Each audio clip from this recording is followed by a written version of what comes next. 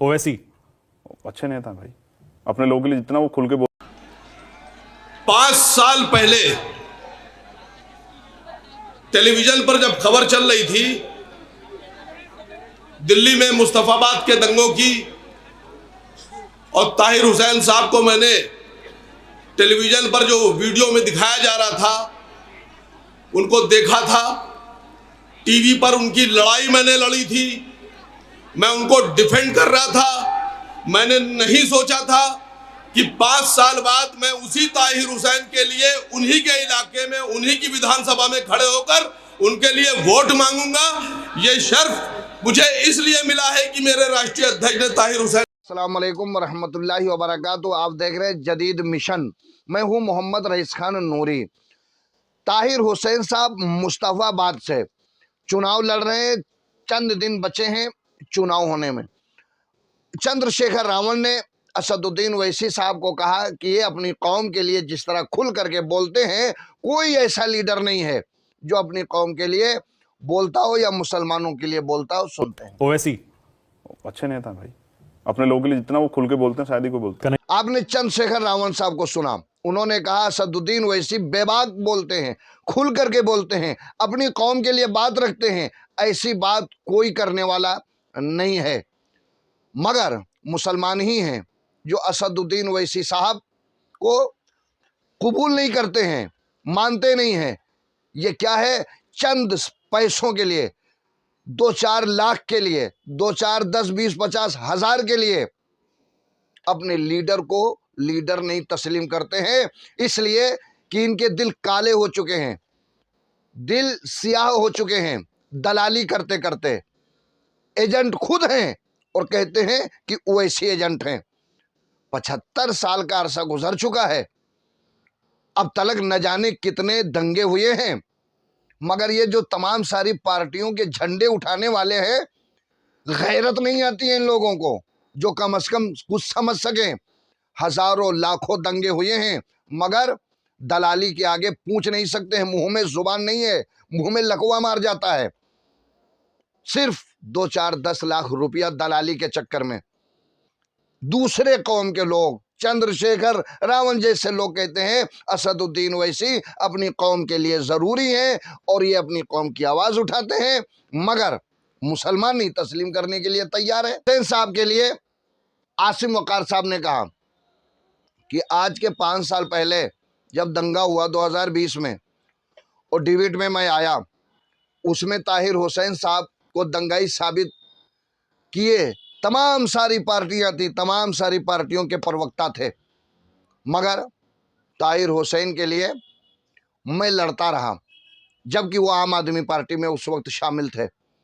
मेरा ताल्लुक उस वक्त उनसे सिर्फ इतना था कि ये मेरे भाई हैं, बस इतना ताल्लुक था, वरना मुझे नहीं मालूम था कि ये मेरी पार्टी में किसी दिन आएंगे। मगर मैं इंसाफ के लिए मैं बोला, इंसाफ के लिए मैं लड़ा। जो लोग आज दूसरी पार्टियों के झंडे उठाए हैं और कह रहे हैं कि ताहिर हुसैन मुस्तफाबाद से नहीं जीतेंगे, ओखला से शिफाउर रहमान नहीं जीतेंगे, जो दूसरी पार्टियों के झंडे जो थामे हैं, खुदा न खास्ता जो ताहिर हुसैन साहब के साथ वाकया पेश आया था 2020 में, वही उन झंडा उठाने वालों के साथ आ जाएगा। अगर ऐसा वक्त आ जाए तो ये सारी पार्टियां छोड़ देंगी, उनको सारी पार्टियां छोड़ देंगी, कोई साथ देने वाला नहीं होगा। फिर साथ अगर कोई देगा तो जैसे ताहिर हुसैन साहब थे आम आदमी में, मगर आज साथ ओवैसी दे रहे हैं, ऐसे ही वो आज झंडा तो किसी दूसरी पार्टी का उठा रहे हैं, मगर कल फिर साथ देंगे ओवैसी ही। अगर वीडियो आपको अच्छी लगे आसिम वकार साहब की वो वीडियो आप सुने, उसके बाद में फिर 1 मिनट का तबसरा। 5 साल पहले टेलीविजन पर जब खबर चल रही थी दिल्ली में मुस्तफाबाद के दंगों की, और ताहिर हुसैन साहब को मैंने टेलीविजन पर जो वीडियो में दिखाया जा रहा था उनको देखा था। टीवी पर उनकी लड़ाई मैंने लड़ी थी, मैं उनको डिफेंड कर रहा था। मैंने नहीं सोचा था कि 5 साल बाद मैं उसी ताहिर हुसैन के लिए उन्हीं के इलाके में उन्हीं की विधानसभा में खड़े होकर उनके लिए वोट मांगूंगा। ये शर्फ मुझे इसलिए मिला है कि मेरे राष्ट्रीय अध्यक्ष ने ताहिर हुसैन साहब को टिकट दिया है। सबसे पहली बात तो मैं कुछ अहम बातों पर आपका ध्यान दिलाना चाहता हूं।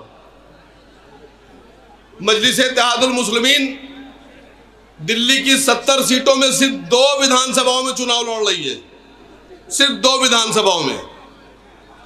और तमाम लोग, चाहे वो कांग्रेस के हों, चाहे आम आदमी पार्टी के हों, ये सब आपके बीच में कुछ ऐसे लोग आते हैं, वो ये कहते हैं कि मजलिस-ए-इत्तेहादुल मुस्लिमीन बीजेपी की बी टीम कहते हैं ना। तो पहले तो मैं आपको ये साफ कर दूं कि ये बी टीम है क्या, और ये बी टीम कौन है, और कहां कहां कैसे कैसे बदलती है। अभी कुछ दिन पहले हरियाणा में चुनाव हुआ, तो हरियाणा में भारतीय जनता पार्टी की बी टीम आम आदमी पार्टी और केजरीवाल। गुजरात का जब विधानसभा चुनाव हुआ तो कांग्रेस ने कहा कि अरविंद केजरीवाल और आम आदमी पार्टी भारतीय जनता पार्टी की बी टीम। जब बंगाल में चुनाव हुआ तो ममता बनर्जी ने कहा कि राहुल गांधी और कांग्रेस पार्टी भारतीय जनता पार्टी की बी टीम। अभी महाराष्ट्र में चुनाव हुआ तो शिवसेना ने और कांग्रेस ने कहा कि समाजवादी पार्टी और अखिलेश यादव बीजेपी की बी टीम। मध्य प्रदेश का जब चुनाव हुआ तो मध्य प्रदेश में कांग्रेस के प्रदेश अध्यक्ष कमलनाथ ने कहा और उत्तर प्रदेश के अध्यक्ष अजय राय ने कहा कि मध्य प्रदेश में भारतीय जनता पार्टी की बी टीम अखिलेश यादव और समाजवादी पार्टी। उत्तर प्रदेश में जब चुनाव हुआ और कांग्रेस और सपा साथ लड़े तो कहा Bahujan Samaj party B team. तो इनकी बी टीम के झांसे में ना आइएगा, इनकी बी टीम वक्त और जरूरत के हिसाब से बदलती रहती है। मजलिस-ए-इत्तेहादुल मुस्लिमीन हमारी और आपकी आवाज है। मजलिस-ए-इत्तेहादुल मुस्लिमीन हम सबको आगे लाने वाली जमात है, हमारी लड़ाई लड़ने वाली जमात है।